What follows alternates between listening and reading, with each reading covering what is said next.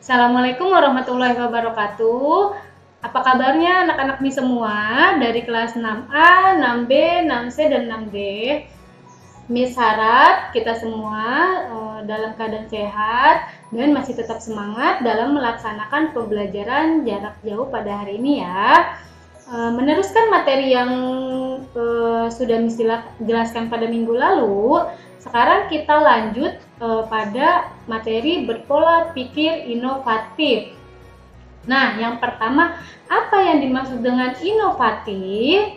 Inovatif adalah menghasilkan karya baru yang belum ada sebelumnya. Jadi, kita menciptakan suatu terobosan yang belum pernah ada dan itu dijadikan sebagai inovatif.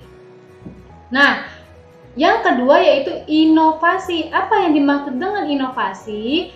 Inovasi adalah menampilkan sesuatu yang baru dan memperbaharui.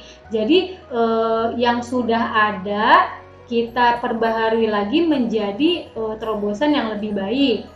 Nah, lalu yang ketiga, berpikir inovatif. Apa itu berpikir inovatif? Yaitu memberi inspirasi bagi orang sekitar. Jadi apa yang telah kita tuangkan, ide-ide, terobosan-terobosan yang telah dibuat itu berdampak untuk orang di sekeliling atau di sekitar kita dan memberikan manfaat atau inspirasi bagi orang-orang. Nah, lalu apa itu syarat-syarat inovasi? Yang pertama, menghasilkan produk yang bermanfaat bagi masyarakat dan lingkungannya. Apa contohnya? Miss beri contoh seperti telepon genggam atau handphone ya. Nah, handphone ini dibuat dari zaman ke zaman yang sampai sekarang itu berbeda. Dulu apa namanya?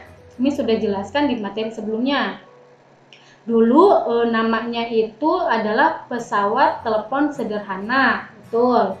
Nah, lalu dirubah menjadi handphone atau HP yang berfungsi untuk berbicara dan mengirim pesan atau SMS ya.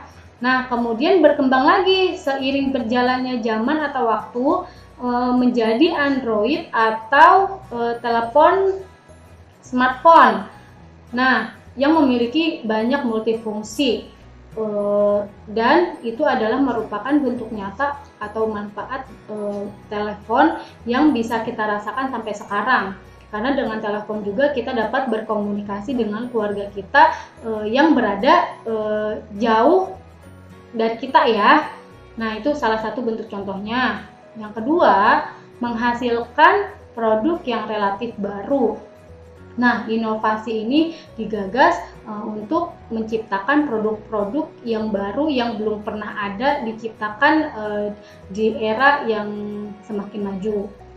Yang terakhir, syarat-syarat dari inovasi yaitu menghasilkan produk yang memenuhi kebutuhan individu maupun kelompok. Apa contohnya?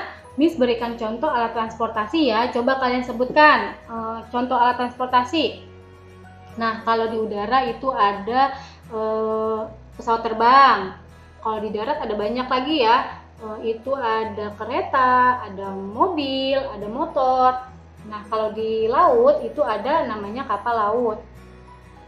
Nah, menghasilkan produk yang memenuhi kebutuhan individu. Contohnya seperti kereta. Apa manfaatnya kereta bagi kita? Karena kita sering ya menggunakan transportasi umum itu untuk bepergian, jalan-jalan. Nah, itu adalah suatu kebutuhan kita, tetapi dapat bermanfaat juga bagi kehidupan kita karena dapat mengantarkan kita dari tempat ke suatu tempat yang lain.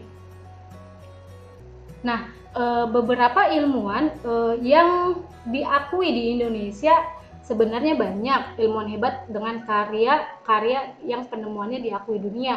Nah, salah satunya di Indonesia itu ada ilmuwan yang dikenal di dunia. Yang pertama itu Profesor B.J. Habibie. Apa kalian pernah mendengar nama Profesor B.J. Habibie? Nah, pasti kalian tak asing lagi ya untuk mendengar nama B.J. Habibie. Nah, beliau ini adalah pakar pesawat terbang yang sangat inovatif. Habibie juga dikenal sebagai Mr. Crack. Karya terbaiknya adalah pesawat terbang N250 yang dianggap pesawat paling canggih di kelasnya. Nah, makanya B.J. Habibie ini dikenal dunia karena menciptakan pesawat paling canggih di kelasnya pada masa itu. Yang kedua yaitu Yosafat T.S.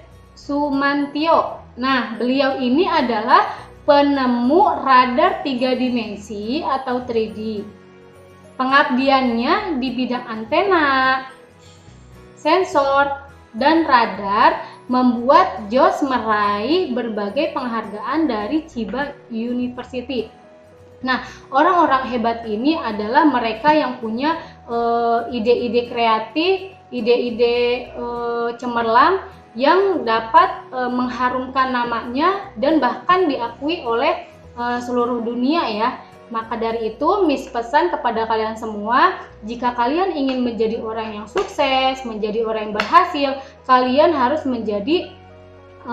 menerapkan jiwa kreatif, berpikir positif, dan tetap semangat dalam belajar. Nah, karena itu semua adalah fondasi bagaimana kalian bisa menjadi orang-orang sukses, seperti contoh-contoh yang ada pada pembelajaran pada hari ini. Ya. Dari pembahasan yang sudah Miss paparkan tadi, silahkan kalian buka buku budi pekerti kalian, dikerjakan latihan uji kompetensi halaman 35 sampai 38. Nah, mungkin cukup sekian pembelajaran dari Miss. Kurang lebihnya Miss mohon maaf. Jika ada pertanyaan bisa kalian tanyakan kepada wali kelas masing-masing. Miss akhiri, wabillahi taufik wal hidayah. Wassalamualaikum warahmatullahi wabarakatuh.